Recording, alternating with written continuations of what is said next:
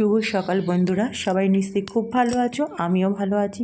সকাল সকাল দেখো ভিডিওটা শুরু করলাম রান্নাঘর থেকে।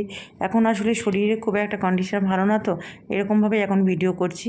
যাই হোক, এই যে দেখো ভাত বসিয়ে দিয়েছি, লাউ চিংড়ি বসিয়ে দিলাম, অল্প একটু চিংড়ি মাছ দিয়ে। লাউটা ভীষণ কচি লাউ, ছোটো লাউ কিন্তু খুব কচি। এই যে দেখো, আর এর আগের দিনের লাউটাও খুব ভালো ছিল। নুন হলুদ একটু জিরে গুঁড়ো, জিরে ধনের গুঁড়ো দিয়ে ঢাকা দিয়ে বসিয়ে দিলাম। এবার দেখো, এখানে তো দাঁড়িয়ে থেকে আমার লাভ নেই। এরপরে কি করলাম দেখো, এই যে ঘর মুছতে চলে গেলাম। যে ওটা তোর হতে মোটামুটি টাইম লাগবে, লাউ থেকে তো একটু জল বেরোবে। আর মাঝে মাঝে ওই কি হাতটা বারবার করে একটু ভালো করে ধুতে হয়। একটু ঢাকাটা খুলে দিয়ে আবার একটু নাড়াচাড়া করে দিতে হয়, নাহলে তো আবার লেগে যাওয়ারও মানে ভয় থাকে। এই যে দেখো, ঘর মুছছি আর শরীর তো যেন আমার চলছে না।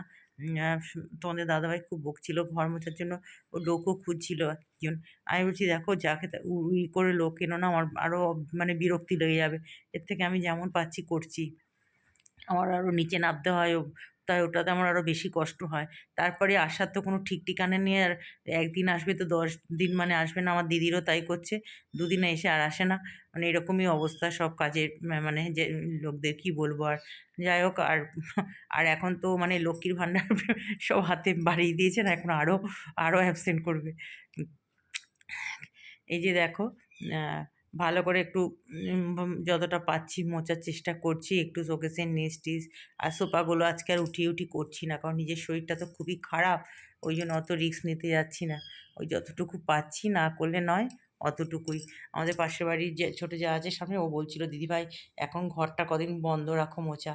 কিন্তু কি বলো তো, ঘর না মুছে না একদম থাকতে পারি না গো। বলছে তোমার ঘরে তো কেউ ধুলো করা নেই, তবুও যেন আমার ভালো লাগে না। যাই হোক, আমার লাউ চিংড়ি হয়ে গেছে। ধনেপাতা দিয়ে লাউ চিংড়িটা খেতে নাকি খুব ভালো হয়েছিল। আমি শুধু রান্নাই করে গেছি জানো, কিন্তু করতে তো হবে ওদের জন্য। কিছুই খেতে বসে খেতে পাচ্ছি না, আমার মুখে এখন খাওয়ারই মানে ভালো লাগছে না। এই দেখো, এখানে কি করেছি বলো তো, এই যে লাউয়ের খোসা ভাজা, এটাই বরং যদি একটু খেয়েছি ভাত, জানো তো, একদম কচি তো। ওই একটু সামান্য একটু পোস্ত ছিটেফোঁটা দিয়ে আর একটু কালো জিরে, নুন হলুদ, একটা কাঁচা লঙ্কা দিই। এদিকে দেখো, এই যে আমার জন্য একটু বাটা মাছ ভেজেছি আর 3 পিস রুই মাছ রান্না করছি বাবা মেয়ের জন্য। ওর বাবা তো রাতে খাবে, সকালে 1 পিস মাছ ভেজে দিয়েছি, খেয়ে গেছে। আর মেয়ে দুবেলা দুটো। আর তোমাদের মাঝে মাঝে তো একটু বেশি মাছও রান্না করি। তোমাদের দাদাভাই বলে কেন এত মাছ খেতে চায় না, রাতে 2 পিস দিলে। বলে আমাকে দিও না 2 পিস, 1 পিস করেই ঠিক আছে, সকালে দিচ্ছ যখন।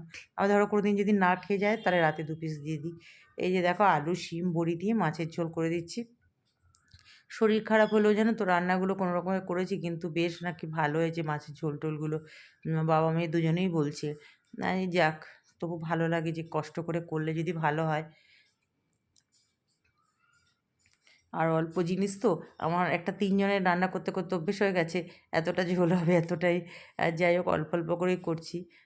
দেখো, এই যে মাছগুলো দিয়ে দেবো, বড়িটা অল্প অল্প করেই, বড়ি তো আবার বেশি খেলে আবার অ্যাসিড হয়ে যায়। ওই জন্য অল্প অল্প করে বড়ি দিলে বেশ ভালো হয় ঝোলটা খেতে। আর এদিকে দেখো, এই যে লাউয়ের খোসা ভাজাটা আজকে বললাম না, অল্প ছোটো লাউ আর ভীষণ কচি তো, এত ভালো হয়েছিল খোসা ভাজাটা খেতে, কি বলবো। আর এটা তো মেয়ের জন্যই করি, কিন্তু আজকে আমিই খেয়েছি বেশি। তারপর দেখো, এই মাছের ঝোলটা হয়ে গেল, আলু টালু সব সেদ্ধ হয়ে গেছে, ধনেপাতা দিয়ে দিলাম, বাস একদম মাছের ঝোল রেডি শিম আলু দিয়ে। তারপর দেখো, বাসনগুলো না মাজাই হয়ে গেছে। এবার ধোয়ার সময় আসলে আজকে যে মানে মাঝে মাঝে যখন ইচ্ছে করছে তখন একটু ক্যামেরাটা অন করছি। যা হয়, শরীর ভালো না থাকলে কিছুই ভালো লাগে না। আজকে সত্যি সন্ধ্যে 7টার সময় ডাক্তার অ্যাপয়েন্টমেন্ট করা আছে। লেডি ডাক্তারই খুঁজলাম। যাই হোক, বাড়ির কাছাকাছি পেয়ে গেছি, কারণ আমার মেয়ে যার হাতে হয়েছিল তাকে আমি বরাবর দেখিয়ে আসছি, কিন্তু তিনি আবার একা দেখবে না, মানে হাজব্যান্ডকে বা কাউকে একজন সঙ্গে থাকতে হয়, কিন্তু আমার পক্ষে তো সেটা সম্ভব নয়। তোমাদের দাদাভাই আস্তে আস্তে দেরি হয়ে যাবে। যাই হোক, ওই জন্য এই ডাক্তার মেয়েও খুব ভালো ডাক্তার। সবাই বললো যে ঠিক আছে, আমি ওই জন্য নামটা অ্যাপয়েন্টমেন্ট করে দিলাম। দেখা যাক, সন্ধেবেলায় বেরোতে হবে আবার। এই দেখো, গ্যাস মোছার ওই কাজগুলো তো হয়ে গেছে, এবার গ্যাসটা মুছে নিচ্ছি ভালো করে।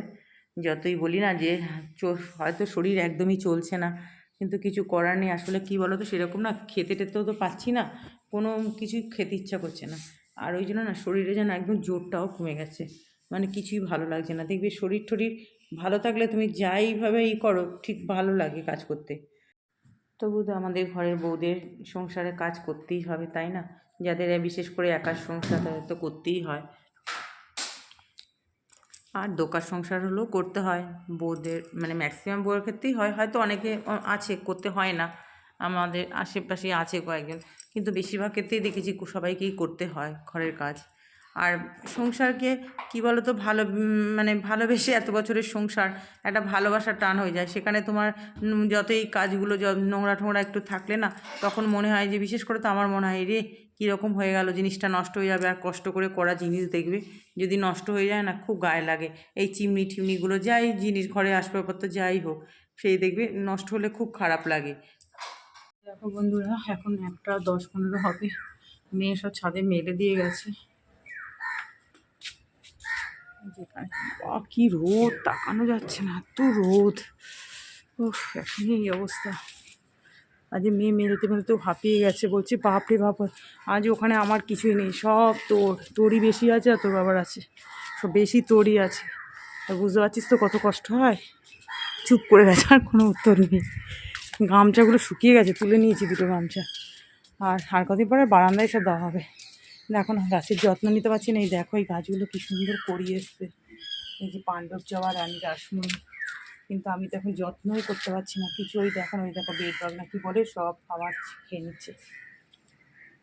এই গাছগুলো কি শুকিয়ে গেছে, ই করে দিয়েছে, আবার ফুল করছে। চল, দাঁড়াতে পারছি না, এত রোদ।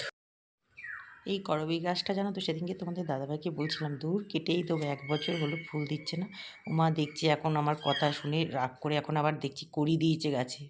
তারপর দেখো, ছাদ থেকে নেমে একটু বসলাম, বসে যে খেতে দেখো এত পসরা সাজিয়ে নেওয়া হয়েছে খেতে বসে।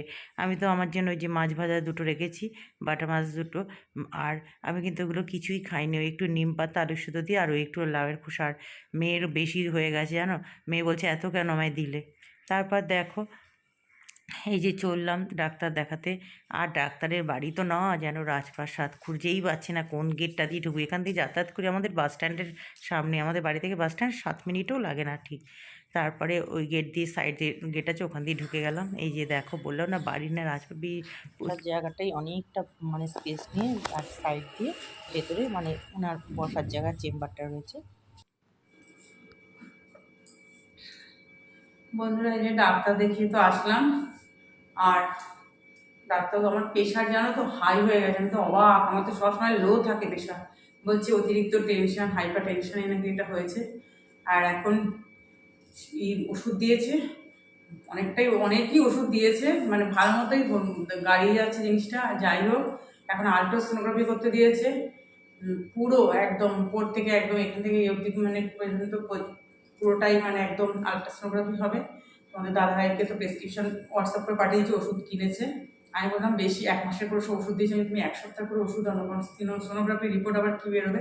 সোনোগ্রাফি আবার কালকে বন্ধ দেবে, পরশু দিন আবার নাম মানে টাকা দিয়ে, মানে একটা বড় অ্যামাউন্টেরই সোনোগ্রাফি দিয়েছে, ওই জন্য টাকা অ্যাডভান্স করে নাম লেখাতে হবে। মানে কী পরিস্থিতি, আর কি বলবো।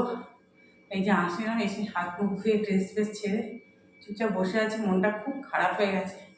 যাই হোক, তোমরাও একটু প্রে করো যাতে আমার ভালো রিপোর্ট বেরোয়, যাতে আমি ভালো হয়ে যাই। চলো, আজকের মতো আসছি, আমার আর ভালো লাগছে না যেন, মনটা। চলো আসছি।